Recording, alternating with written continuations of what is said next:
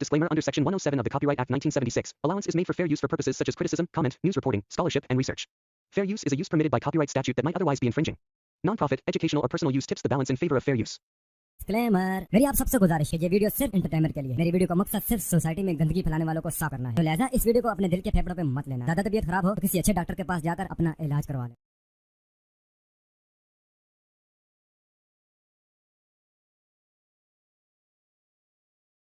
खूनी कुआं। सीमा गर्मियों की छुट्टियों में अपनी नानी के गांव आई थी। सीमा नानी के घर पहुंचने के बाद अपनी नानी के पैर छूती है और उनसे आशीर्वाद लेती है। तभी उसकी नानी उससे कहती है, इतनी बड़ी हो गई मेरी सीमा, चल जल्दी से हाथ मुंह धो ले, मैं तेरे लिए खाना लगा देती हूँ। भूख लगी होगी ना? हाँ नानी, भूख तो लग रही है मुझे, आपके हाथ के बने हुए पीले दाल और चावल खाने की। कितना टाइम हो गया है मुझे आपके हाथ का बना हुआ दाल चावल खाए हुए। तू तो नौकरी में व्यस्त थी, तो तुझे कहाँ से टाइम मिलेगा अपनी नानी के लिए? और जब इतने टाइम बाद आई है तो ज्यादा टाइम के लिए रुक कर जाएगी तू। हाँ नानी, इस बार पूरे 2 महीने के लिए आई हूँ। सीमा की नानी अंदर जाकर उसके लिए खाना बनाने लगती है। सीमा कमरे में अकेली होती है, तभी उसे किसी औरत के रोने की आवाज सुनाई देती है। वो कभी खिड़की से बाहर झांकती है तो कभी दरवाजे से बाहर झांकती है। उसे समझ में नहीं आ रहा होता है कि आखिर रो कौन रहा है। तभी नानी खाना लेकर आ जाती है। वो अपनी नानी से कहती है, नानी, कोई औरत रो रही है क्या?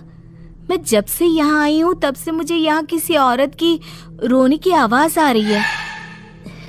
हे भगवान, कहीं ये वही तो नहीं? बोलो ना नानी। अरे कोई नहीं रो रहा, ये तेरे मन का वहम है। और तू ना अब खाना खा ले, ज्यादा यहाँ वहाँ की बातों में ध्यान मत दिया कर। जल्दी से खाना खा और फिर मेरे साथ आ जा मेरे कमरे में, दोनों बैठकर खूब सारी बातें करेंगे। ऐसे ही अगले दिन सीमा अपनी नानी के साथ गांव के बाजार जा रही होती है। उसी रास्ते में फिर से किसी औरत के रोने की आवाज आती है। वो अपनी नानी से कहती है,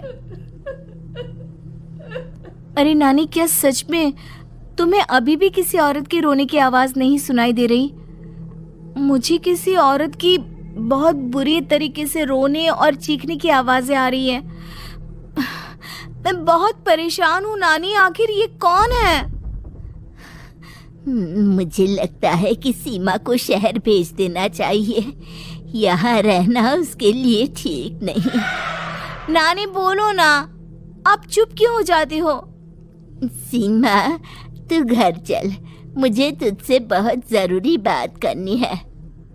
नानी सीमा को घर ले आती है और सीमा से कहती है, सीमा, कल सुबह तू शहर वापस चली जाएगी।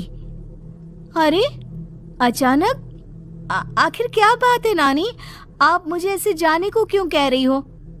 मैं बस जो कह रही हूँ उस पर ध्यान दे। तू कल सुबह यहाँ से चली जाएगी, और ये बात मैं कोई मजाक में नहीं बोल रही। तू कल जाएगी तो मतलब जाएगी। अरे नानी, चली जाऊंगी मैं, ठीक है, पर आखिर बात क्या है ये तो बता दो। मम्मी से कोई बात हुई है या फिर मुझसे कोई गलती हुई है जो तुम मुझे अचानक से जाने के लिए बोल रही हो? देख सीमा, रात बहुत हो चुकी है और मुझे इस बारे में कोई बात नहीं करनी।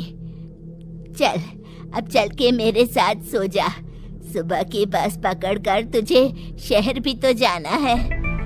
सीमा को अपनी नानी का ऐसा व्यवहार देखकर बहुत ही अजीब लगता है। उसे कुछ समझ में नहीं आ रहा होता है कि आखिर उसकी नानी उसे अचानक से गांव छोड़कर जाने के लिए क्यों कह रही है। ये सारी बातें सोचते सोचते सीमा की आंख लग जाती है और वो अपनी नानी के साथ सो जाती है। ऐसे ही आधी रात को सीमा को फिर से किसी औरत की रोने की आवाज सुनाई देती है। वो उस औरत की आवाज सुनकर बार बार करवटें बदल रही होती है और तभी उसे सपने में भी एक अजीब सी औरत की परछाई दिखाई देती है जो इतना चीख चीख कर रो रही होती है कि सीमा डरकर उठ जाती है। वो पूरे पसीने पसीने हो रही होती है। वो अपने आसपास देखती है तो घर में बिल्कुल शांति का माहौल होता है। सीमा घबरा जाती है। वो अपनी नानी को जगाने की कोशिश करती है मगर उसकी नानी नहीं जगती। सीमा को फिर से उस औरत की रोने की आवाज सुनाई देती है। आखिरकार सीमा अपने आप को रोक नहीं पाती और वो घर का दरवाजा खोलकर बाहर निकलती है। आखिर ये माजरा क्या है? आज तो मैं पता करके रहूंगी। अब आवाज का पीछा करते हुए सीमा आधी रात को गांव के चौपाल के पास बने कुएं के पास पहुंच जाती है, जहां कुएं की चारों ओर बेड़ियां लगी होती हैं। उन बेड़ियों में लगे हुए ताले के साथ एक लाल रंग का कपड़ा और माता रानी का कलावा बंधा होता है। उस कुएं में से सीमा को किसी के रोने की आवाज आती है। सीमा परेशान हो जाती है। इस कुएं में कौन है? कौन है यहाँ? सुनो, कौन है? कौन रो रहा है? वो चिल्ला चिल्ला कर पूछती है और साथ ही लोगों को जगाने की कोशिश करती है मगर किसी को भी उसकी आवाज सुनाई नहीं देती। अब सीमा खुद उस कुएं के पास की बेड़ियों और तालों को खोलने की कोशिश करती है और किसी तरह कुछ देर की मशक्कत के बाद सीमा उसको खोल भी देती है। और जैसे ही वो कुआं खोलकर उसके अंदर झांकती है, सीमा उस कुएं में गिर जाती है। इतने में उसकी नानी की नींद भी खुल जाती है और सीमा को पास ना देखकर नानी परेशान हो जाती है।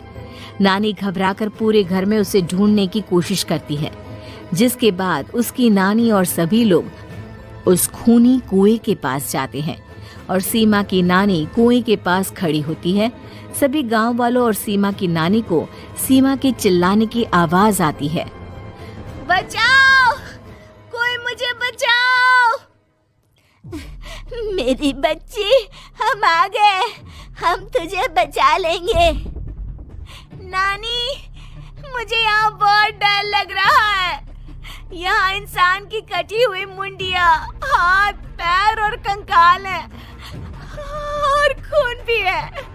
नानी, मुझे डर लग रहा है।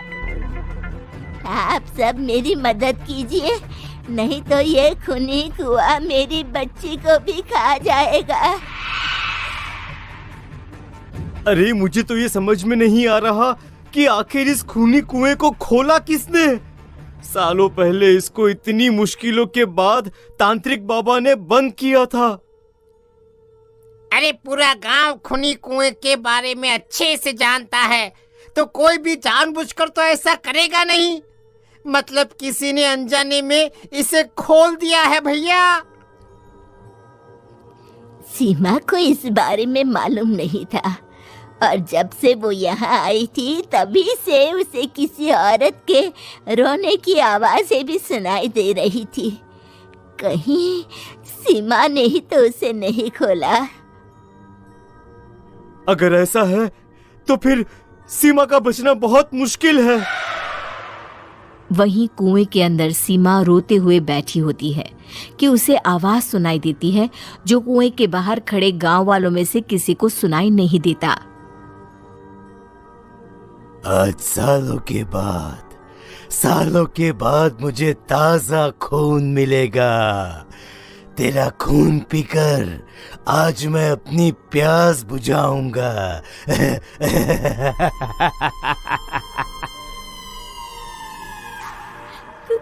कौन है? कौन है? मत मारो प्लीज, मुझे जाने दो प्लीज। मैंने किसी का क्या बिगाड़ा है? वो तुझे मरने के बाद पता चल ही जाएगा। जितने में गांव वाले और सीमा की नानी कुछ सोच पाते, उतने में उन्हें सीमा के चिल्लाने की आवाज आती है और अगले ही पल सब शांत हो जाता है। क्या हुआ? सीमा, मेरी बेटी। माफ करना बहन, लेकिन अब सीमा वापस नहीं आएगी। हमें एक बार फिर से कुएं को बंद करना होगा। गांव वाले तभी तांत्रिक को बुला कर लाते हैं।